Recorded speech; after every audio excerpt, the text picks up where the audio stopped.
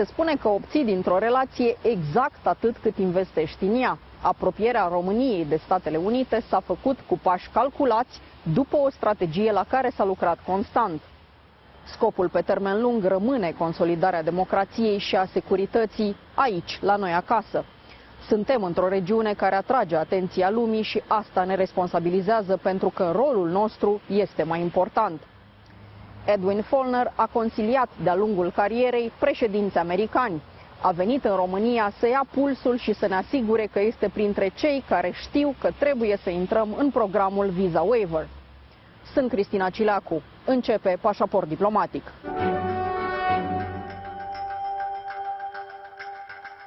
Edwin Feulner, chairman of Victim of Communist Memorial Foundation and former president of Heritage Foundation, welcome to Diplomatic Passport. Thank you, Cristina. It's wonderful to be with you.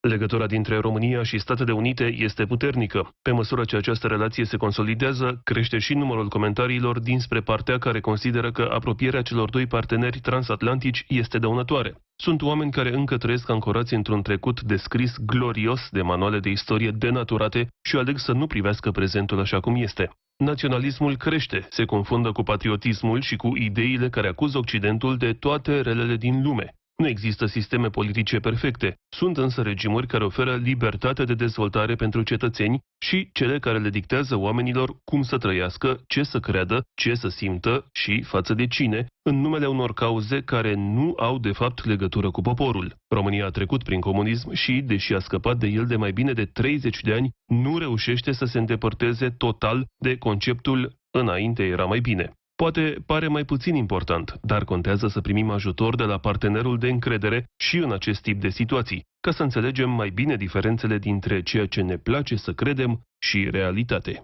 We are recording this interview during our National Day. It's 1st of December, and of course December for Romanians, it's a month that is also remind us of the falling of the communism in our country. Younger Romanians don't really know this history. Romanians say that during communism was better, the life was better, and very few Romanians remind that democracy is a struggle, it's a everyday struggle.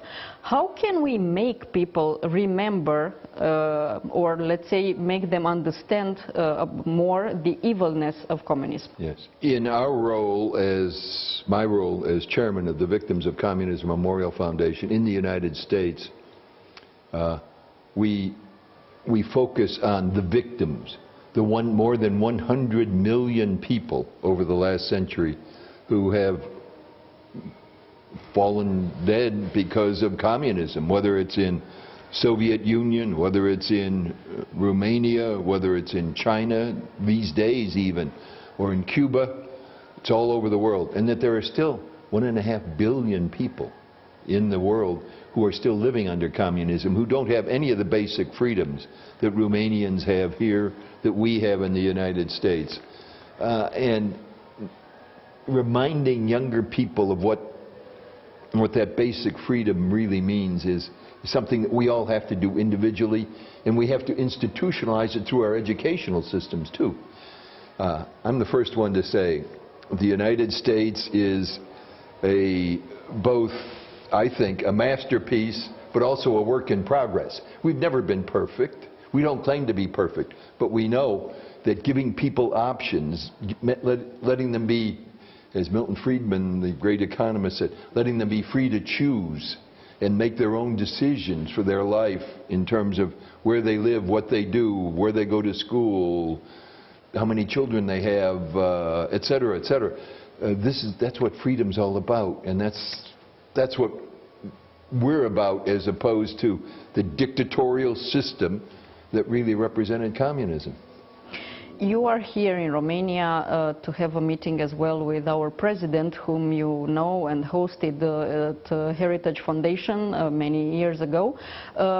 What will you discuss about? There are so many positive things going on in the U.S.-Romanian relationship right now. Our strategic relationship, now more than 20 years old, the fact that there are, in fact, U.S. troops, unfortunately, I think, on a rotational basis here in Romania, but at least there is an American troop presence here. The critical role of Romania for the Black Sea, and what's going on with in Ukraine and with Russians in Ukraine. So we've got so much to work toward together positively, as well as our economic interests, which I think are very real. I know that the President has been talking, for example, about new nuclear power, and there are American companies that are involved in things like disposing of nuclear waste that would solve a lot of the green energy challenge that the whole world faces. And it would be great if Romania were a leader in something like using this new nuclear waste removal technology together with building their new nuclear reactors. Talking about so many other, well, upgrading your military. I was very proud when Romania was one of the very first countries to actually meet NATO's 2% commitment of expenditures on defense. And it's pretty clear to me why. I mean, you look at a map and you're not necessarily in a friendly neighborhood here. And so we appreciate that, and that kind of relationship, I think, should be strengthened.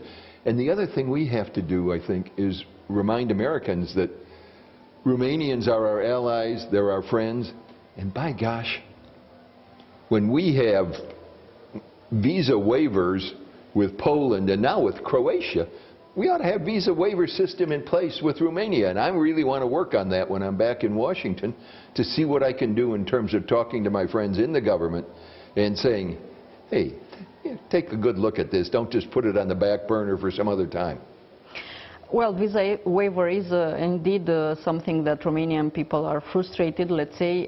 Do you think this can be really solved? I mean, is there hope for that? I think there is. During the course of the Trump administration, I worked very hard with friends in Poland, and Poland received visa waiver. I'm not saying I did it, but putting together the right people and saying, hey, here are the reasons why it's important.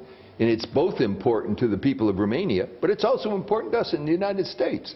This is a good, critical ally here in the southern flank of NATO, and it's a up-and-coming economy. We are reliant on minerals and energy and everything else that Romania can be helpful to us with, agriculture. Let's really show the Romanians how much we appreciate everything they're doing for the things that bring us together. If we continue this conversation over frustration, we see that people of the world, not only in Romania, are having all sorts of issues with losing stability, because everything is happening so quickly nowadays. In the same time, we have the authoritarian regimes that seem to be better at PR, let's say, because we have this very strong, powerful leader pretending to solve all the problems of the world. Do you think that this type of tendencies can return, since we did talk about the falling of the communists, because the leaders of the free world are mostly expressing concerns or worries when something really bad happens? Yep. Under the administration of President Ronald Reagan and George H.W. Bush Sr., I had the honor of serving as the chairman of the U.S. Advisory Commission on Public Diplomacy. So I had the opportunity to travel around the world and to be able to tell America's story and to be able to converse people to people. And it's that kind of thing that's lost in person. And it's not lost in person just because of the pandemic, where we're all on cameras back and forth and never in person like that. I'm so glad we're in person. Yeah. but it's also all the social media and everything, you know, and people get 5 seconds of what somebody says. You have to sit down, you have to have a conversation. You have to be able to talk about these things and being able to not only to talk, but I always remind my children and my grandchildren, God gave you 1 mouth and 2 ears, so listen twice as much as talk. And so let's listen to each other, and let's figure out how we can come together, and let's add and multiply, not subtract and divide. And that, I think, is what the real future of democracy is, if we can bring people together and say, these are positive things that we can do together, instead of, well, we got this problem, we got that problem. You know, let's be positive about it. Well, you did work and know very well President Reagan. Reagan was coming into power after America was kind of disappointed of the presidency of both President Carter and President Ford. Also, it was the rise of the far-right wing in the United States. Kind of similar situation like today. So do you think something similar can happen again in the United States? Well, I would not call it the far right wing. I'd call it kind of the new right. Responsible conservatism, new right, yes. And it was a reaction to the malaise, to the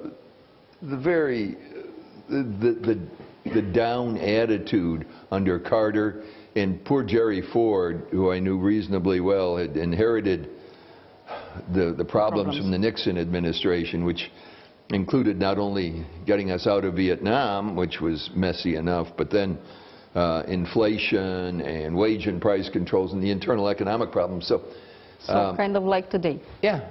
And one day the stock market's up, the next day it's down, and people are worried, and gas prices are up 40% in a year. Again, what we have to do, we need stability, and we need in the United States. And when I hope you were able to come back and visit the United States again and come to Washington, that people will be able to have across the aisle, Republicans and Democrats both, to be able to actually talk to each other instead of just bam, bam, bam, fighting with each other all the time. As I say, add and multiply, not subtract and divide. And let's find those things that pull us together instead of the things that pull us apart. America itself is kind of pulling apart, as you said, because watching your politics, it's like watching, I don't know, a Hollywood movie sometimes. It's kind of spectacular, I should say. What is next for American politics? Because your country is divided like the rest of our countries. Yeah, I'm afraid it's not just like a movie. It's more like a TV series where session after session, and oh my gosh, what's going to happen next? I mean, here, Biden, Trump, that close. The Senate, 50-50. Biden wins, so he has the Senate. Nancy Pelosi has the House with 3-seat majority out of 435 members. This next time around, just less than a year from now, every poll says that the Republicans will obviously take control of the House, possibly even increase control or take control of the Senate. Then what happens to Biden? Is he a lame duck? Again, how do we sit down?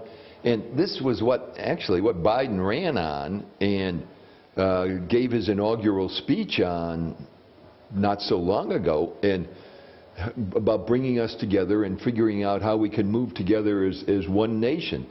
But the programs he came up with were not ones that appealed to anybody who is center or center-right. I mean, there are a lot of Democrats, and we saw this just recently when in my home state of Virginia, where the Republican beat the Democrat who was far and away presumed to be re-elected, Terry McAuliffe, good friend of Bill Clinton and everything else. But anyway, the Republican beat him on local issues, on things that really affect mom and pop around the kitchen table. And that's kind of what's happening now, I think, in the U.S. politics. It's back to basics. It's back to how exactly is the government going to help us in that regard. A long time ago, a couple hundred years ago, John Milton said, "Promise is always a projection which gives you perfection, but in practice it doesn't work out that way. It's never perfect. So don't think about the alternative as being ideal. Just figure out, hey, yeah, if we go ahead a little bit this way on this issue, or if we can help the family a little bit here and a little bit there, we'll be doing what we should be doing in Washington." And then get the government out of the way, frankly. Let the people make their own decisions.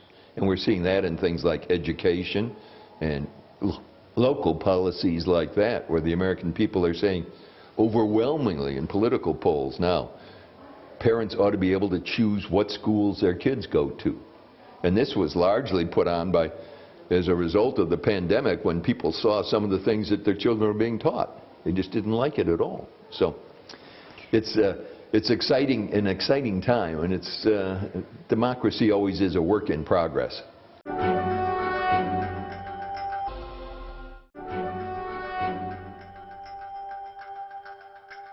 If we look now to the politics of the United States when it comes to foreign affairs, the main focus is now Asia-Pacific area. What is happening with the rest of the regions where America used us to be present? Yeah.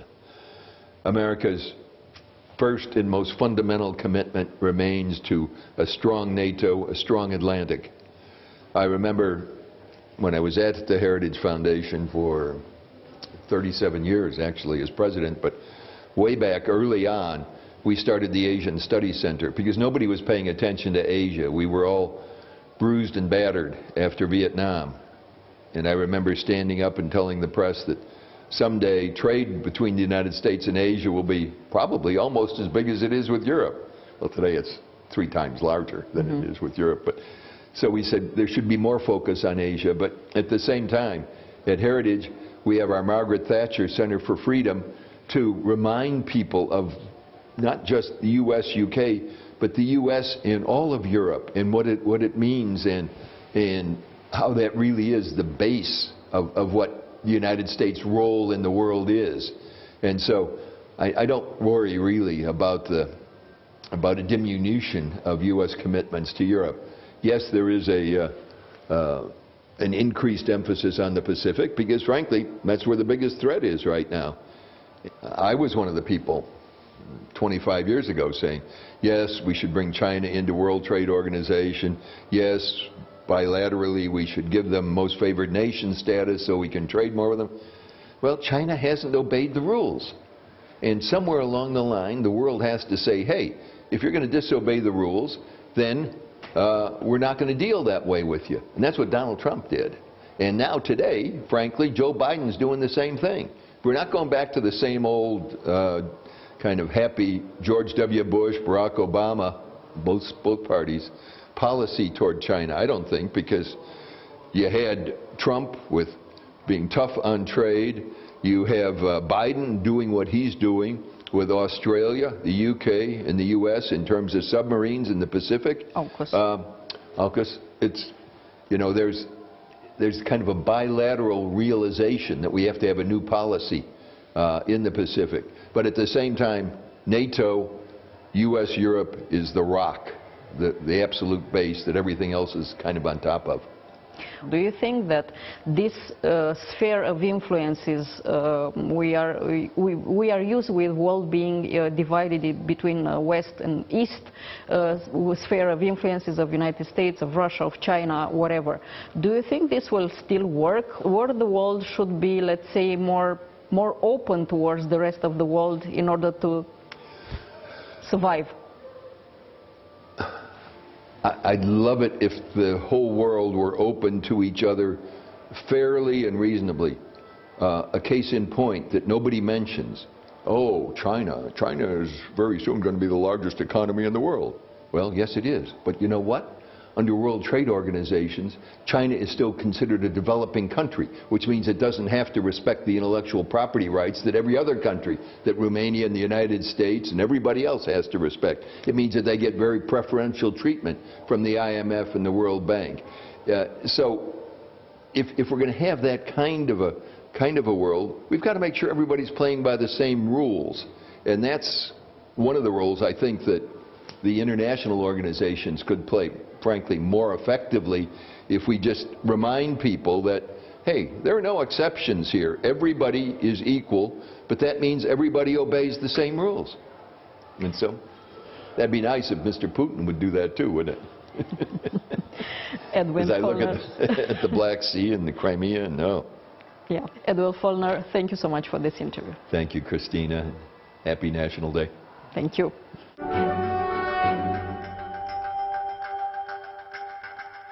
Atât pentru astăzi, dar rămânem în continuare online pe pagina de Facebook a emisiunii și pe contul nostru de Twitter. Revenim cu subiecte noi din lumea diplomației și a politicii externe, vinerea viitoare de la 11:30 și în reluare sâmbătă de la 22:30. La revedere!